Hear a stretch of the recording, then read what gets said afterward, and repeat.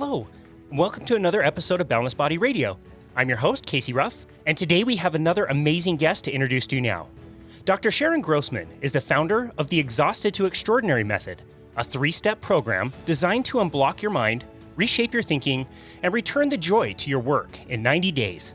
As a psychologist, coach, and author of the international bestseller, The 7E Solution to Burnout, Dr. Sharon works with 6-figure executives, entrepreneurs, and professionals in high-stress industries who are struggling with anxiety, overwhelm, and burnout.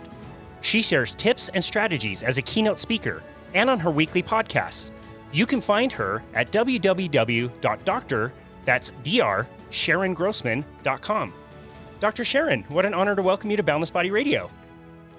Casey, thank you so much for having me. I'm super excited to be here. Absolutely. It's such an honor. So you know how there's pretty much like a day for everything? Like today might be like International Pickle Day or International don't stub your tub on the stub your toe on the bed day or whatever obscure thing. I just wanted to point out that today is September 30th, the time of recording, and it is International Podcast Day. So happy International Podcast Day. Well, good to know. I mean, that's really good information considering I have 3 podcasts of my own and I do a lot of guest podcasting. So good to know. Good to know. Good juju on today. I know that fact only because I launched my 2nd podcast today. And I have 2 now, but yeah, you have 3. That's pretty impressive. How do you manage 3 different podcasts? It's a lot of work, I have to be honest, but I think the key is to just be really structured and organized. So for 2 of my podcasts, it's just me talking. And so for those, I create my content ideas ahead of time. So like at the beginning of the year, I came up with 52 ideas for each show. Wow. And so every week, I don't have to wonder, like, what am I going to talk about? I'll just go to my spreadsheet and be like, oh, we're on week 36. And today we're going to be talking about X. And then I'll just have my VA come up with some interesting questions that people are asking online about those topics. And then I'll just go in and answer them. That's crazy. For my third show, I look for people who do interesting things, kind of like what you're doing, and just trying to promote their work and just kind of expand the repertoire beyond what I can provide myself. So we should have you on the show. I would love to appear anytime. That's so crazy. The 52 ideas, did they all come kind of all at once, or was it like you had to lock yourself in a closet for a week to come up with all those ideas? Well, what happened was a year ago, I published my book. And then I thought, I should just take a lot of the stuff that I spent 2+ years researching and interviewing people about and just talk about bits of information from that book. And so I just kind of went through the book and where can I get some little nuggets? And then that's how I kind of came up with that initial list. But it'll be interesting going into 2022 what I do moving forward, because, I'll probably expand beyond that into some new territories. Wow. That's absolutely amazing. So the podcast that I launched today, you'll love this, is called the How to Make a Podcast. Love it. And it was funny because I didn't want to do that podcast. It didn't, it wasn't an idea of mine. It wasn't something that I had thought about for a long time. I was sitting around on a Friday night and it hit me just like a ton of bricks. And within 30 seconds, I had chosen the name. Nobody had taken it. From what I could tell, nobody had done it exactly the way that I wanted to do it. And it was fully storyboarded and everything. And it just came to me so fast. It's really crazy how we get some of those ideas. I would love to know for you, what's the greatest lesson you've learned from podcasting? The greatest lesson I've learned is that it's so much easier for me to do a show like this where I'm talking to another human being than me, coming up with all the content and trying to talk to the listeners who aren't there live. It really is. I mean, I know some people just love podcasting. They have multiple shows. They can talk all day. I'm not as prolific when I'm on my own as I am when I'm talking in a conversation like this. So that's the biggest aha for me. I love that. Well, that's awesome. Well, we are transitioning from the batch of episodes that we, drop today, which take people through the whole process, start to finish, of kind of how we manage things and stay on top of what we do. And we're going to transition into an interview style where we're interviewing other podcasters. So Marty, going to extend an invitation if you ever want to be hosted on that show as well. We would love to have you talk more about that. Thank you. I appreciate it. Well, okay. So let's talk a little bit about your work. So some people are drawn to puppies. Other people like to paint or look at flowers, and you like to study stress and overwhelm. Can you tell me a little bit about how you got interested in the topic that you're interested in? Yeah, so there's a couple of things I would say. One is I'm a trained psychologist. So I've been doing this work for 20 years, and it seems like stress and anxiety and overwhelm is everybody's first language these days. So, I've been dealing with that in different versions for a very long time. And, I decided then that I was going to transition from being a therapist to being a coach. So I did that slowly since 2015, just kind of doing it a little bit on the side. And then finally, when I moved recently to Miami Beach, I decided that I was going to do coaching 100% of the time. And in preparation for this move, I really thought about who do I want to serve most and what are their biggest challenges that I can help with. And I identified that my ideal customer is somebody who is a super high achiever. And I've worked with a lot of them, a lot of executives, a lot of physicians, a lot of entrepreneurs, people who really push themselves to achieve amazing things. But as I was looking at, well, how can I help and what are they struggling with? The one thing that kind of came out was burnout. So I started to really explore that topic a little bit more. And it was really interesting because, everybody has heard the word before, but not everybody really understands what it's about. And as I started to read about it and research the topic, I came to a real kind of definition of the term. And so people would come in, they would tell me what's going on for them. And I'd say, oh, it sounds like you're burning out. And then the light bulb would go off. And they'd be like, oh, yeah, that seems right. Okay. So everything starts to fall into place. And I think that's a really important piece of the puzzle is to be able to diagnose the problem so that you can find the appropriate treatment for it. It's kind of like when you go to your physician and you're like, my foot hurts. And they're like, oh, it's because the way that you're walking, your knee is falling inwards and, you have to be in better alignment. It's not really the foot, we have to know what the actual problem is. And I think a lot of times people experience anxiety as a symptom of something else.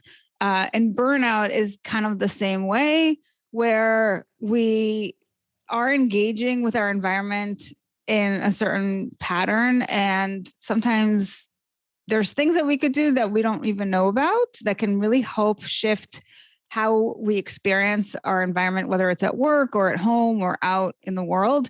So that just became my mission to help people who want to create amazing things in the world be their best version by helping them control their mind and really understand how they can take their power back. That's so interesting. So I think we all know that a little bit of stress is good for us, and most of us are way, way past the point of that being the case. And so I'm curious to know, what do you define burnout as? How can you tell whether somebody is truly burned out or whether they're just experiencing a normal human amount of stress?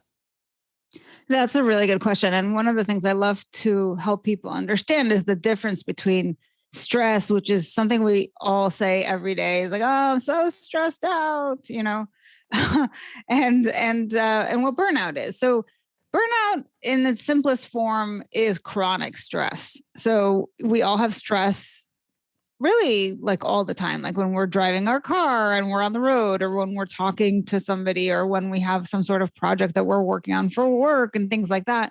Stress just comes up all the time. And to your point, a little bit of stress is good.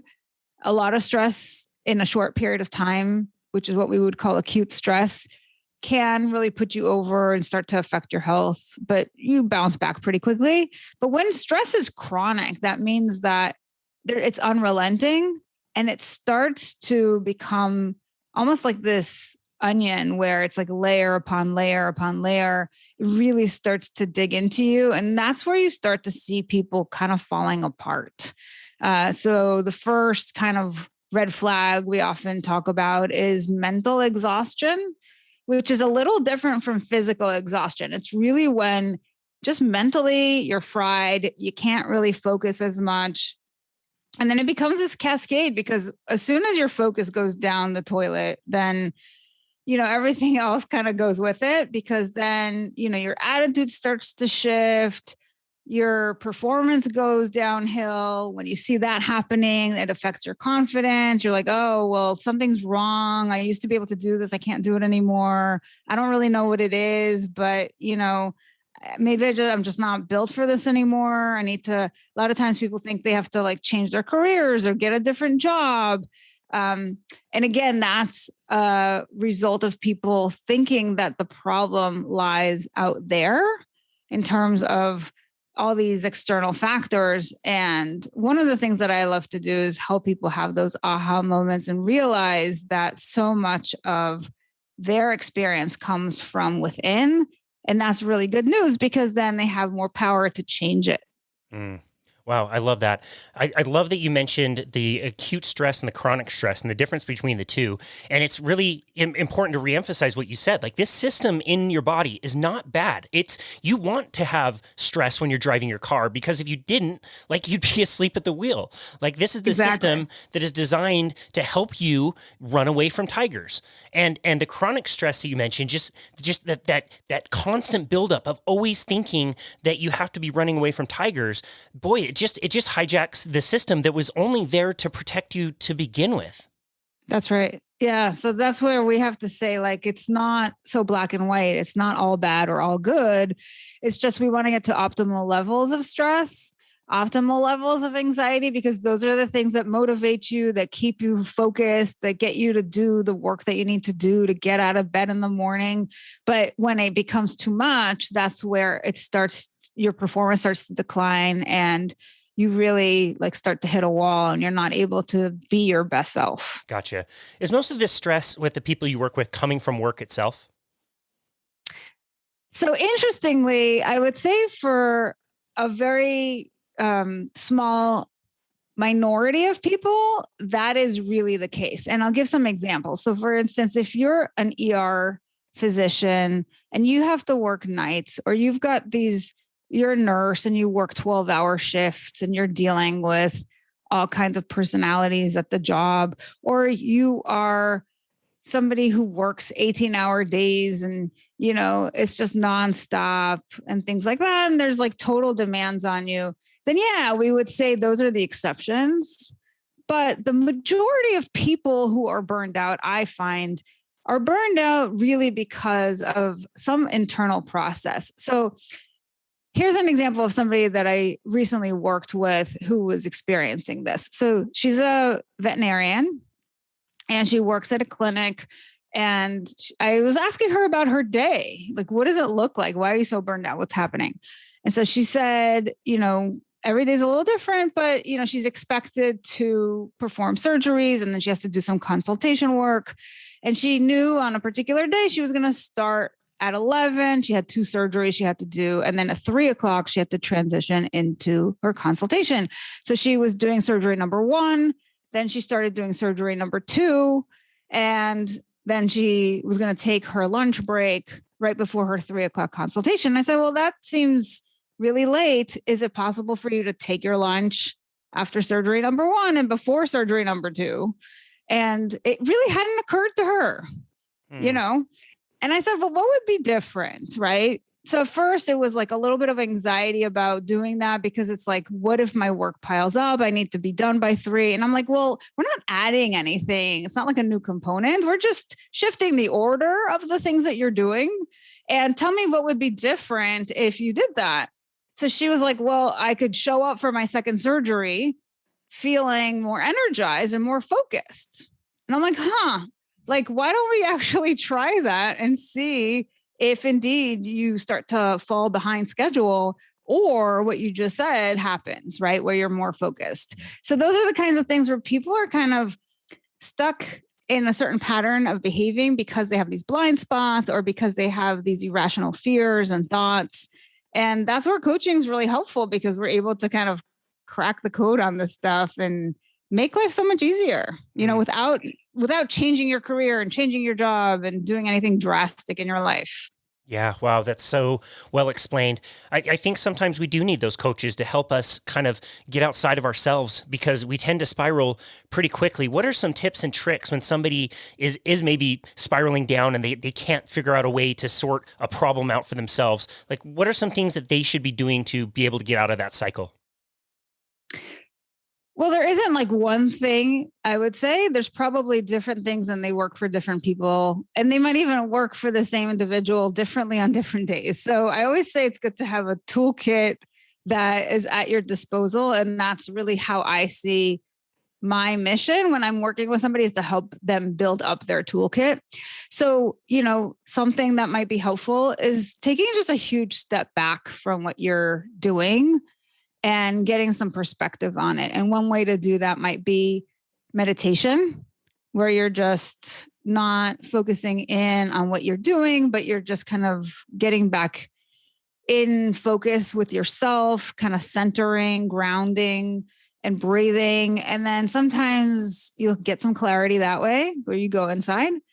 Other times it might be getting some support and talking to other people, whether it's a coach or an accountability partner or a manager, a supervisor, a mentor, like somebody who can look at the big picture that you can't get a good hold of because you're so in the details.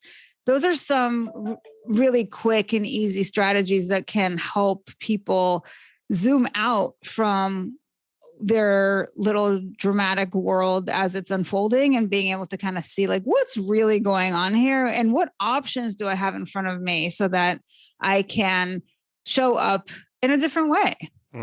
Those options are so important, and all of that work is so important as well. Today was a really great example for me. I had a bunch of clients cancel. I trained one person today where I was supposed to train like 3 or 4, and for whatever reason, various different reasons, people had to cancel. And so, of course, the first thing I start doing is freaking out and thinking like all that lost revenue that I'm not going to be able to have. What am I going to do? Like I start freaking out, and then all of a sudden I'm spinning downhill to like the business is going to fail, and like I'm going to be poor and like begging for money on the street. But since I've gone through a lot of those things that you've already mentioned, and even something like the dichotomy of control with stoicism, you start to learn like, wait a second, this isn't in my control. This is something that happened that's outside of my control. The one client I trained was enough to make, the bare minimum of what I need to make every single day to keep Netflix on. It's not that big of a deal. And you do realize there are other options, but when you're really stressed and stuck in burnout, you can't really see the forest for the trees and see any other options. Yeah, it's so true. And I think, you got to watch out for that scarcity mindset, because it'll definitely get you spiraling. It's always good to just have faith that things are going to work out and come at your business and at life from that optimistic standpoint. And that's not to say that you don't go out and look for new clients or, whatever the situation is that is getting you to spiral, but to just have faith that, you're not going to I think we catastrophize. We have our brain kind of just goes to the worst case scenario often. And the majority of the time, those things actually don't come true. And if you know that about your brain, then you can keep it in check. It's so funny. We can look backwards, I think all of us in our lives, and think like, wow, everything worked out pretty great to get me to this spot. And things that were problematic or things that I thought were going to cause a ruckus in my life actually pointed me in the right direction. I mean, we started our business in the pandemic, right? Like we can always look back and see that, but it's so hard to look in the future and think, why wouldn't the same thing continue to happen? It's absolutely the truth. So I would say, to your point, it's a very kind of Buddhist notion that we place judgments on things, like things are good or things are bad. So when something happens and we don't really know what to do with it because it's unfamiliar, we get anxious.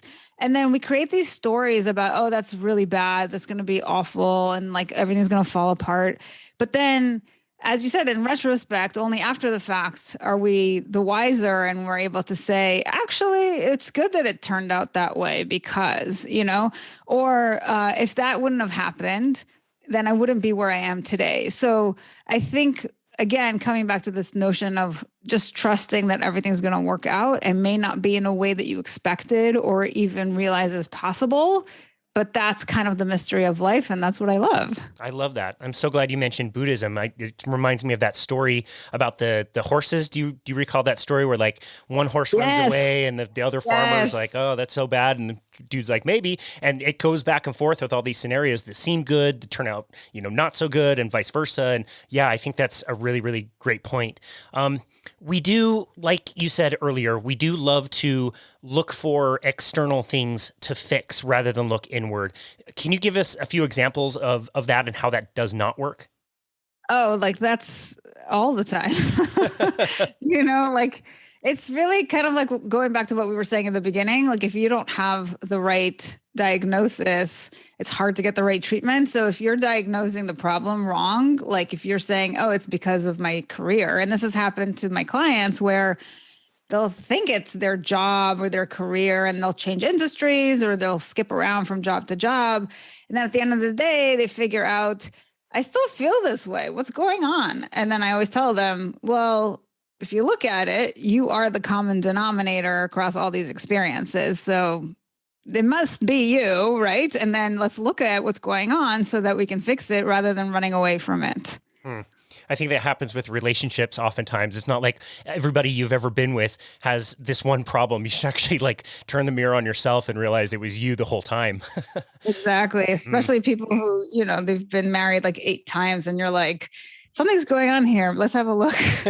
You might be the common denominator here. I don't think the same problem is in all 8 marriages. Interesting. So I also notice that sometimes people will sabotage themselves, self-sabotage, whatever their goals are. What's an example of when you see that happen and why do people do that? So the reason we sabotage is really subconscious. So it's not like we're like, I'm really going to stub my toe today because I really deserve it. But it's more like, I'm going to really do amazing things in the world. And then you kind of hold yourself back. And that's because there's this subconscious belief about maybe you don't deserve it, or maybe if you do this, then people won't like you, or you have some sort of idea in your head. You may or may not be conscious of it, but your subconscious is really running the show 90% of the time anyway. So it's really important for you to do some work on cleaning that up and making sure that you are priming yourself to believe the things that you want to believe that serve you. And like I always say, like if we can be in an experience of this self-fulfilling prophecy, it can work in both directions. So if you know that your underlying beliefs are leading you to sabotage because they're limited, then we can create new beliefs that actually open the door for you to be able to do whatever you want. Do you notice that those beliefs are things that are downloaded into us as we are kiddos and growing up? Is it something that is the software problem or the software program that was downloaded wasn't necessarily our conscious decisions? It was something that was kind of given to us? Yeah, a lot of the time our programming is a result of either our early life experiences that we've had directly, like maybe through a parent, a sibling, a teacher, or a peer. But sometimes it can be somebody else's programming that we absorb like a sponge. So it could be that our parents had some sort of worldview and they've just said it to us so many times that we absorbed it. It became our own. And now it's running our lives. And then you're like, I don't even know why I have this. Like, where did this come from? I just had this epiphany a while back about like a money belief and my experience kind of growing up. And then as I was like reviewing my life, I realized that I always had really like abundance in my life, but I grew up with this sense of scarcity. And when I looked at it, I was like, it's because my mom grew up with so little that even when she had a lot, like it was always from this place of scarcity of like spending it. And so I grew up thinking like we didn't have a lot of money, but like in retrospect, we were like very middle class and like we had plenty of money to, like that I shouldn't have had that kind of idea. And it took me like that journey to go inward and to like look at where my fear of the kind of like you were talking about earlier, that financial scarcity model, like where did that come from? And I realized that's where it came from. And also like having that epiphany of like, there is so much abundance in the world that I don't have to think like this. And it's really not even my programming. It was my mom. So I can like let that go. And that was like such a huge change in my life. Wow. I love that. I'm so glad you brought up money. I think this one is just super common, and it's almost like it's like an or problem. Like you can have money or you can be a good person. Like we tend to think that those two things don't go the same, when all you need to do is say, and like I can be a good person and I can want a normal amount of money for the things that bring enjoyment and happiness into my life, or things that I can donate and help other people with. Yeah, I think people have so much stuff around money about what it means if you have money, and greedy and it being selfish and all these things. And they're just limiting beliefs, really. And the truth of the matter is money is neutral, and we're just making it mean something that it's not. So if that's what you're doing, it's an indication that you have some work to do. Yeah. Wow. I love that. Another thing that, well, really isn't ours, and we call it spending, but we really can't, because all we have now is time. And I it's really curious and an interesting topic to discuss, but how can we give ourselves the time that we need for ourselves to avoid burnout to begin with? Yeah. So I love this question because kind of like with this client of mine that I described earlier, it's like, I got to get everything on my list done and then I'll go eat lunch. And that just doesn't work, right? Because by the time she gets to lunch, it's too late. She's tired and she's going into that second surgery really not in an optimal state. And the truth of the matter is, if you're on the receiving end of that surgery, you want your physician to be their best self. So you want them to have had that lunch and to have that rest. And we're not thinking about it like that. We're thinking like, oh, I just got to like get all this stuff done and people want me to do the surgery. So like, that's the people pleasing that comes in. And then we're putting ourselves on the back burner. So I think we need to have a whole paradigm shift in terms of how we think about ourselves and our self-care. And what I always say, and what I really like talked about in my book, is this idea that you've got to plan out your self-care and then plan everything else around that. And what we are doing right now is we're doing it backwards, where we're planning everything. And then we're like, oh, there's no time for me to go exercise, or there's no time for me to meditate. And it's like, that's because you're doing it in the opposite direction. You've got to start with what you want to do for yourself, and then you fit everything else in. It's like the concept in finances: pay yourself first, because yes, if you don't, you're going to find magically at the end of the month that you didn't have as much money as you thought you did. And you're going to have to cut back on certain things. I absolutely love that. So what would you say? Here, perfect example. This is the last appointment I have today, so I've got the rest of the day. I could go and chill out and just lay in the sun and enjoy the rest of the day, but my tendency is going to be to go to my to-do list, find 50 million things to get myself involved with, clean something, or just continue staying busy when I know that I would be much better off if I did what you said and just kind of relaxed. What do you say to people who are like that, who just keep on doing and doing and doing and don't spend enough time just being in the moment and being present and enjoying themselves? So I think what is happening is most people don't plan their time in advance, and they're very reactive. So if, most people are like booked all day long because there's always something to do, right? But in the miracle event, like you just described, where you have the rest of the afternoon off, which is such a luxury, then we'll just fill up the time, right? And it is coming from that scarcity place of like, if I don't do all these millions of things, then I'll fall behind, right? It's that FOMO kind of kicking in. And I say, you want to think long term. So not just like, what are you going to get done today, but in 24 hours, like if you wake up tomorrow morning, let's say, are you going to be better served having done those millions of things in your afternoon after you've worked all day? Or will you have been better served if you go out and get that sunshine and walk around and take some time for yourself? Like, what is the benefit of each? And there isn't like a right or a wrong. And it's not like one is right all the time. It's like some days you have to just put your head down and do the things that are on your list because, it's got to get done. And other times it's like, you know what, I'm going to prioritize going outside. But I think, as we said earlier, if you can plan in advance where, like every morning I wake up and I do my meditation or my exercise or my yoga or whatever it is, or every lunch break I go for a walk, or every day after work I do something, like there's got to be something built into the system that's happening on an automatic basis. So you don't have to look for the time. It's there already pre-planned. And then when you do happen to have those surprise windows show up, such a gift that rarely comes up. And at that point, really, you got to ask yourself, like, what is the benefit of doing each one of the options in front of me and then making the best decision at the time? What a great set of tips. That's awesome. Planning that ahead.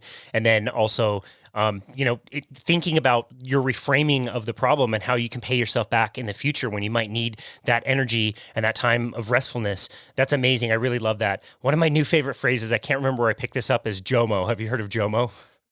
No, what is that? The joy of missing out. Oh, yes. I've heard the joy of missing out. So good. I just haven't thought about it as JOMO. But that is kind of the antithesis, isn't it? It is. Yeah, it is. It's embracing the fact that, you have certain boundaries. You mentioned expectations. A lot of those expectations are external. People expect us to do things, or we think that people expect us to do things. And so we tend to say yes to everything when really there's a lot of times we should be saying no. What would you tell to somebody that you were coaching that had a tough time saying no to people and then became burned out and overextended? That happens with my clients all day long. So I think, yes, sometimes it's true that people have expectations, but I think the majority of the time my clients are saying yes because they're people pleasers and they're worried what would happen if they said no, that people won't like them, that, like something bad will happen, and they get all anxious about it.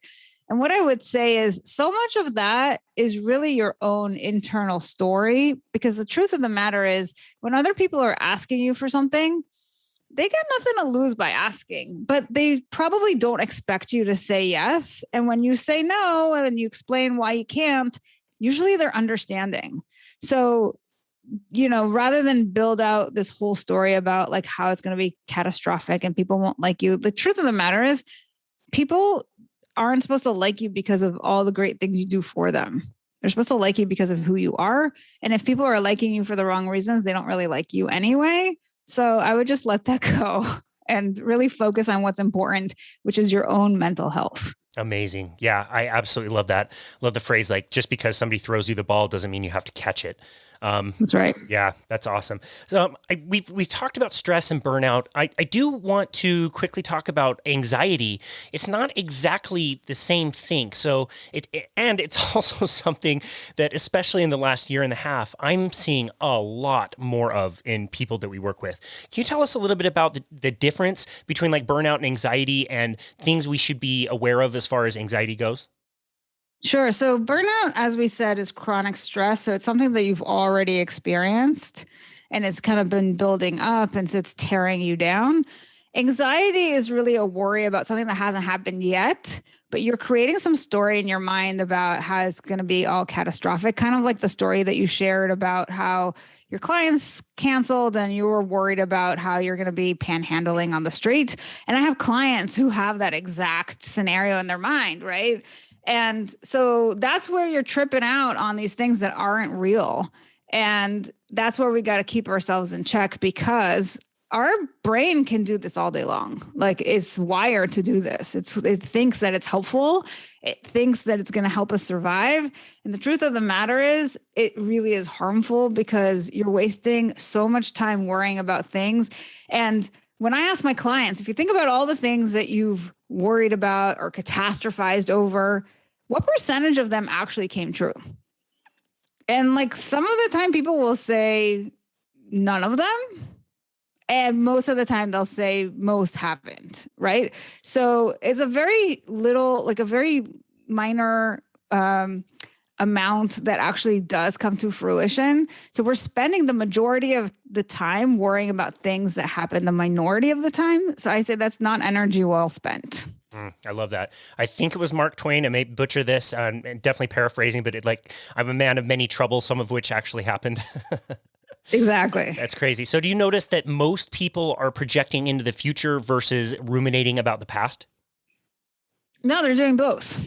That's why we have depression and anxiety as the two biggest things that people struggle with. Depression is about the past, anxiety is about the future, and we're constantly yo-yoing back and forth. Wow, that's a really interesting way to put it. I didn't think I really understood it that way before. That's a really clear and concise explanation.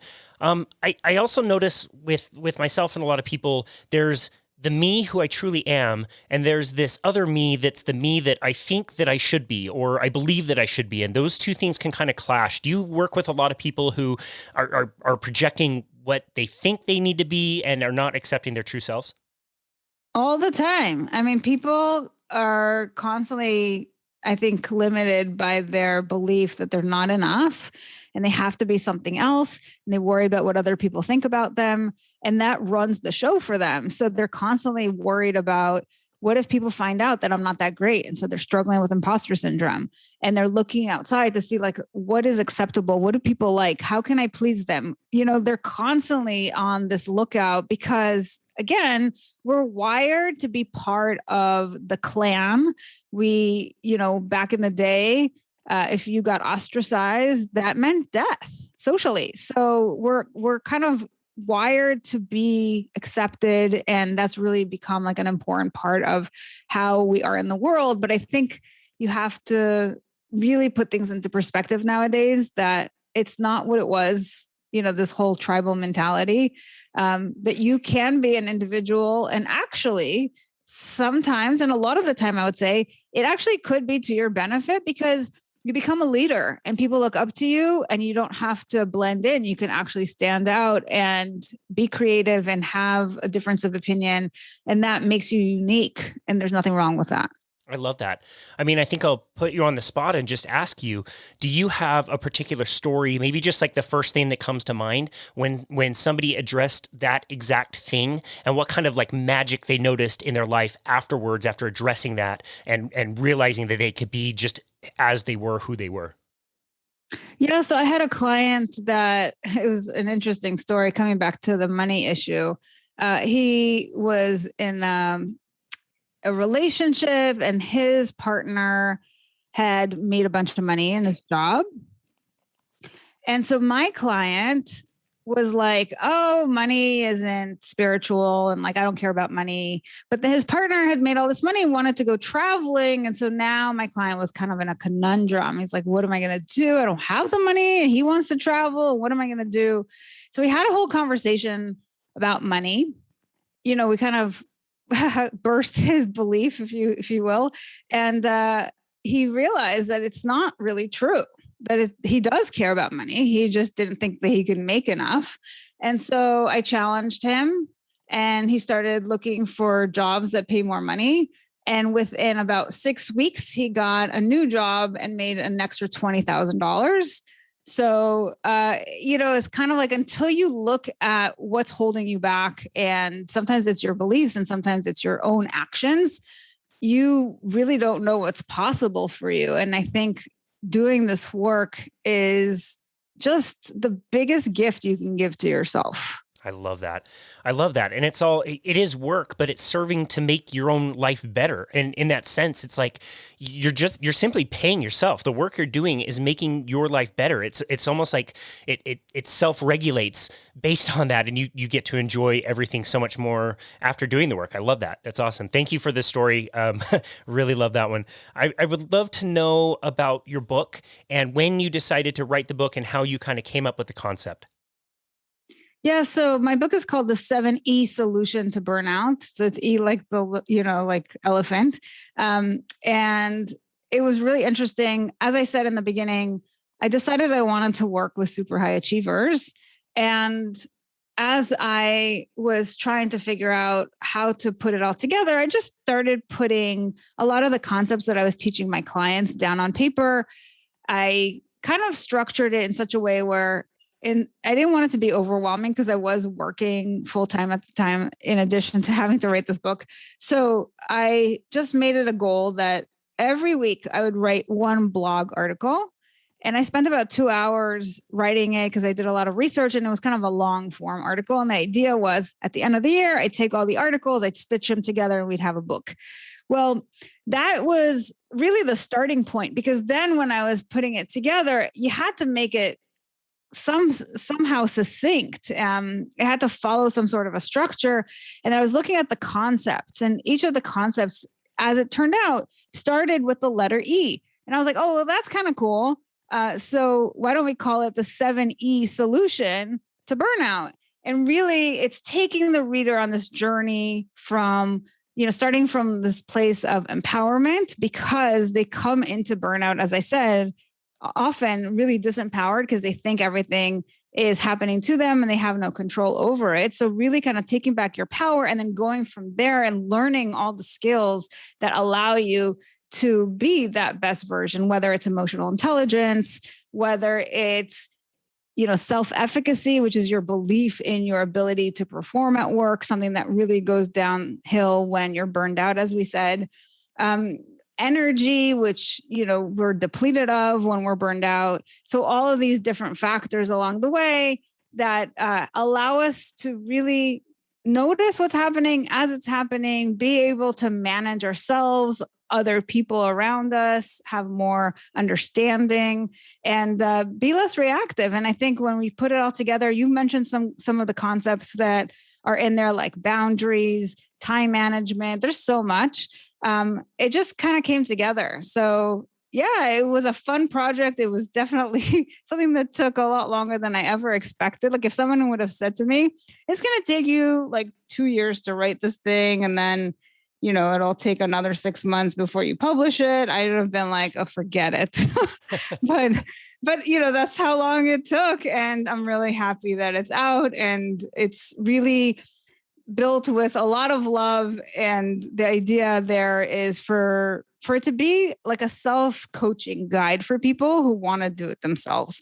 So it teaches you all the concepts. It's got a workbook and all kinds of exercises that you can take to really capture all of the information and customize it, kind of bring it into your own experience and see how it applies to you. I love that. What a great way to approach things. You mentioned one of the E's as elephant. I really hope that's not one of the E's, because I don't know where to find an elephant. But if it's not, can you talk about some of your favorite E's that get you like really excited and passionate these days? Yeah, I would say probably the biggest one is emotional intelligence, because this is something that, research has shown is more important than IQ in the workplace. And yet we don't really learn this in school. Nobody's teaching it. And it is so important, not just in terms of getting along with other people, but in terms of managing our own stress, our own mind. I mentioned a few times already that we're wired for negativity. We're wired to be anxious and to be in the survival mode. We become really reactive. A lot of my clients, because of the way that their brain thinks, take things really personally and they're really injured and then they're not able to focus on their work and they're spinning out. And like all of this has to do with your mind. And if you learn how to manage it and you learn how to take back control over how it thinks and how you feel and how to change things and how to, what I call kind of reverse engineer your results, then you're going to be like able to do your job much more easily. It's kind of like that whole concept of work smarter, not harder. I think it all comes together basically to that point. That's great. You mentioned a workbook. Is that kind of like a journal with different questions to answer and things like that? So the way that I did the book was after every section, I created some questions for the reader or some exercises or a checklist. There's something that I want people to be able to absorb the information before they move on, because I don't want it to be like a passive experience that you just read it and then you're like, oh yeah, I read that book.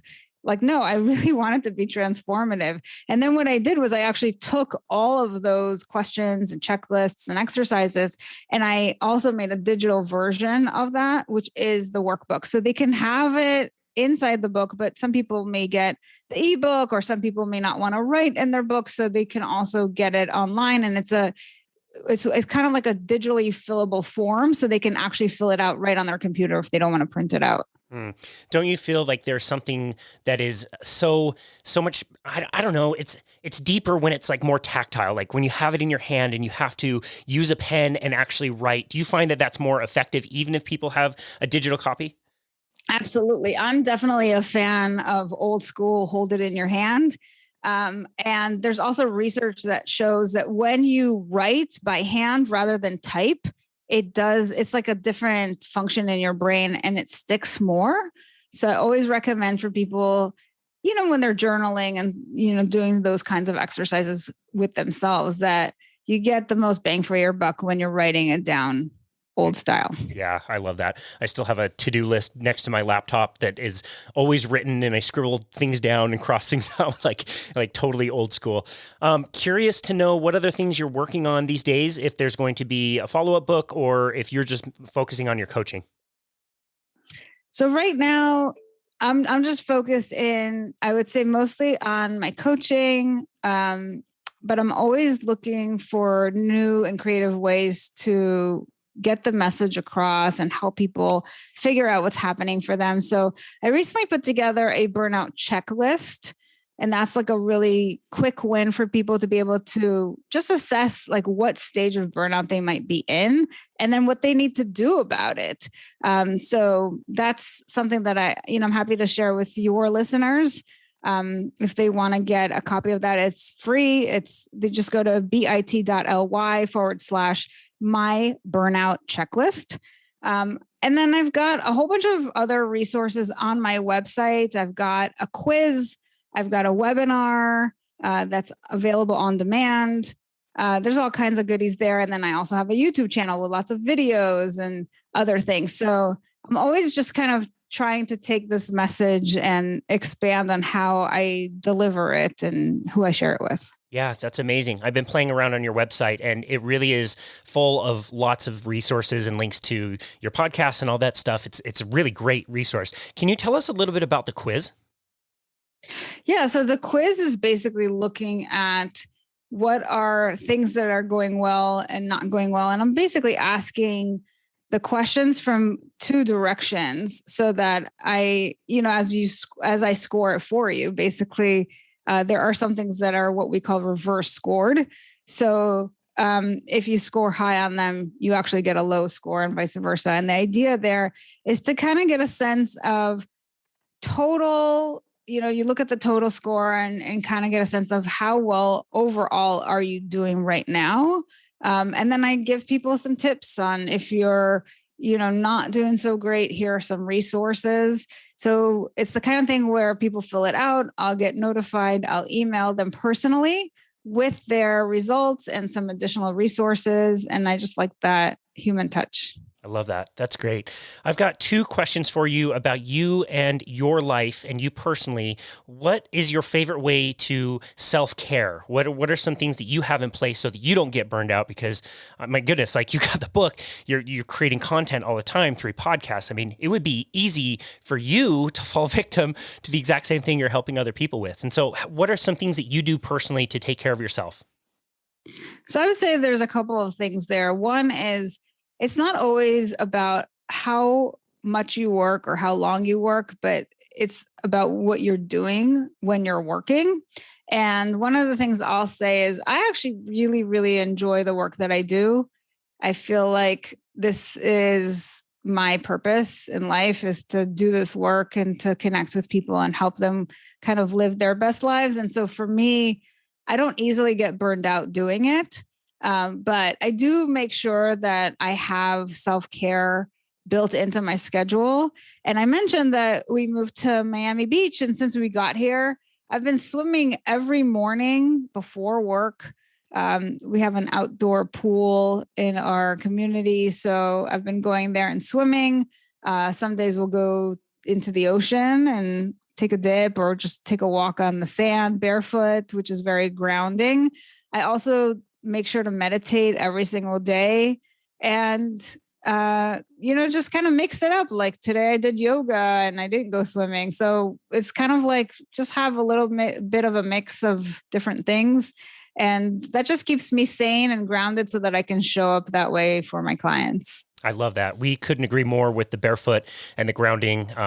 Going to minimal footwear and walking around barefoot is so restorative and amazing. We can't recommend that enough.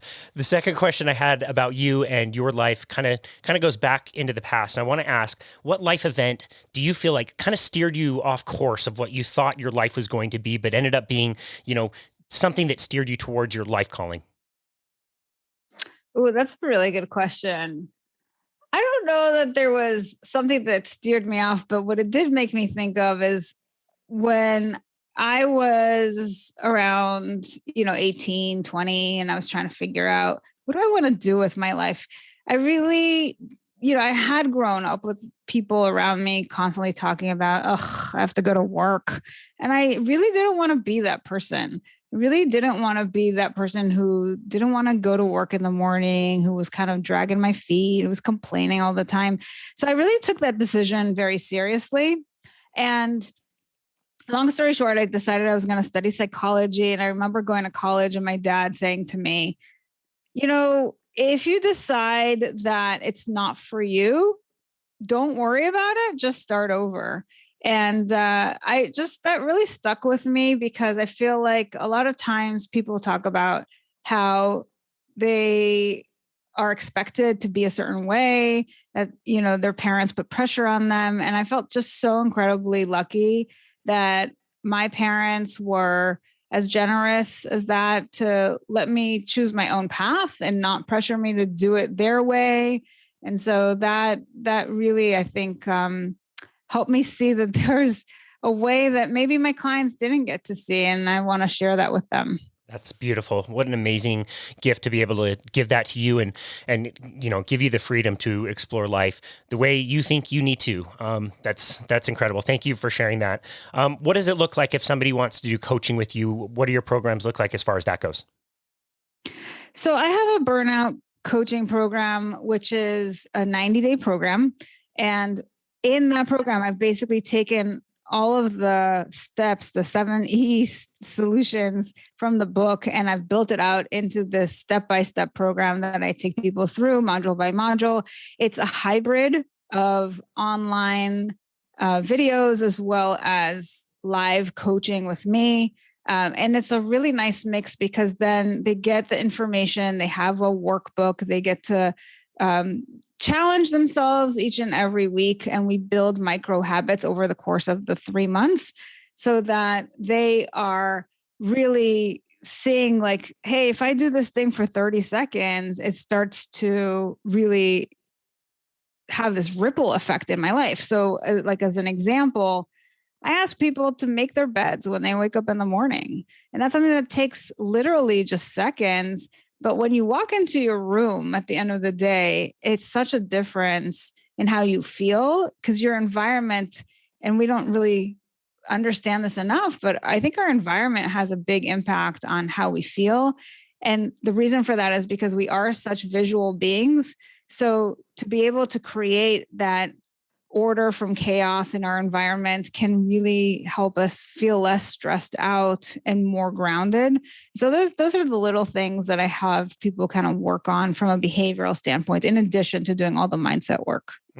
Yeah, you're right. I don't know what it is about it, but I would agree. Like having a made bed, it does change the energy quite a bit, and it is so simple. I think it helps maybe set an intention for the day, whatever it is. I couldn't agree more. Do you find that after 90 days you need to continue working with people, or is it more often than after the 90 days the people have the resources they need and they can just kind of move on? Well, my goal is always to help people be self-sufficient so they don't have to rely on me. But what I find is sometimes people will finish the program, they're no longer burned out, they're feeling like more energized and they're less anxious and they have all the results, but they might want to pivot and work on a different aspect of their life that the program didn't address. And so then we can have that conversation of like, so what's next for you? And sometimes it's working with me and sometimes I'll refer them to somebody else, or sometimes they're good and they just want to like run with what they got. I love that. We love people who love getting fired because they did such a great job to begin with. That's amazing. This has been, That's right. Yeah, it's awesome. I love it. This has been such a fun and dynamic conversation. Love learning from you about burnout. I'm wondering if there's one simple tip you would like to leave with a listener. You've given so many great tips during this conversation, but if you had to, get it down to one simple thing, what would that be?